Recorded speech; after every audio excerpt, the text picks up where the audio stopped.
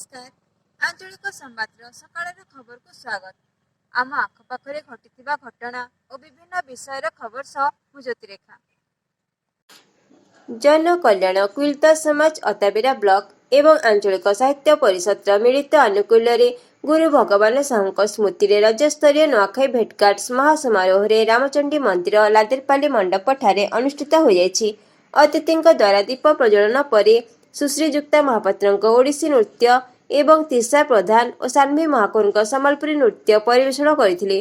केतन राणा स्वागत संगीत पर कुलता समाज सभापति सुरेंद्र साई स्वागत भाषण प्रदान करथिले।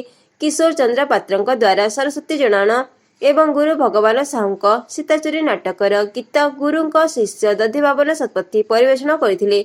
कवि धर्मराज प्रधान संयोजन मुख्य अतिथि शिक्षाविद साहित्यिक प्राक्तन अध्यक्ष डॉक्टर श्रीवत्त दत्त, मुख्य वक्ता साहित्यिक वरिष्ठ सामाजिक नेत्रानंद प्रधान, सम्मानित अतिथि सिने अभिनेता प्रदीप देवता, साहित्यिक वरिष्ठ सामाजिक भवानीश भोई, समाजसेवी दिवाकर प्रधान प्रमुख योगदान करी गोटे दिन में नुआखाई पालन परिकल्पना करी किभली परिस्थिति प्रचार करी लोक महोत्सव सृष्टि करिथिबा अविश्वसनीय अवदान उपरे आलोकपात करथिले। शास्त्रीय शब्द नृत्य गुरु भागवत प्रधान स्वतंत्र अतिथि भावे जोग देथिले।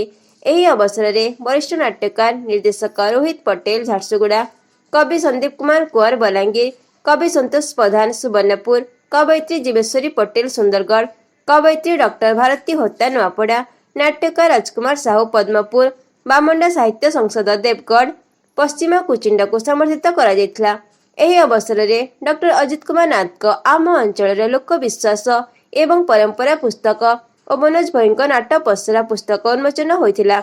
लुलु रविदास प्रत्यक्ष तत्वावधान गोटे दिन में नुआखाई एवं गुरु भगवान साहू शीर्षक कविता आश्रय अनुष्ठित होइथिला। कवि प्रमोद चंद्र नायक, मुरलीधर नायक, उद्धव पारिक, जयश्री पंडा, अहल्या प्रधान, दिलीप साहू, ऋषिकेश डांग, सचिदा भोई, जीवेश्वरी पटेल, संतोष प्रधान, संगीता साहू, मंजुलता साहू, अतुल्य कुमार साहू, मोहन महानंद, जुगेश्वर तांडी, उमेश प्रधान, मंजुलता साहू, डोलामणि पाइक, सुशील बुधिया, जटाधारी बारिक, जेठू भोई, ध्रुवचरण साहू, जय प्रधान, मानस रंजन दास, संजू प्रधान, बुधु माझी, संगीता साहू प्रमुख समेत विभिन्न जिल्लारू कवि माने कविता पाठ करथिले। साहित्य परिषद सभापति दशरथ भोई धन्यवाद अर्पण करथिले। कार्यक्रम आयोजन में दक्षिणा प्रधान, संपादक सुरेंद्र कठार, अरुण प्रधान, समीर प्रधान, सरोज कुमार रथ, सुभाष प्रधान, मनोज भोई, अमृत बारिक तथा उभय अनुष्ठान समस्त सदस्य कार्यक्रम को सफल करिबारे पूर्ण सहयोग करथिले। केमिति लागुछि आम सकाळर खबर मतामत निश्चय दियंतु। आपण जदि सब्सक्राइब करिनांते तेबे सब्सक्राइब बटन को टिपि बेल आइकन सह ऑल को एथर आम सकाळर खबर पहुंची जिवो आपणक नोटिफिकेशन बॉक्स रे।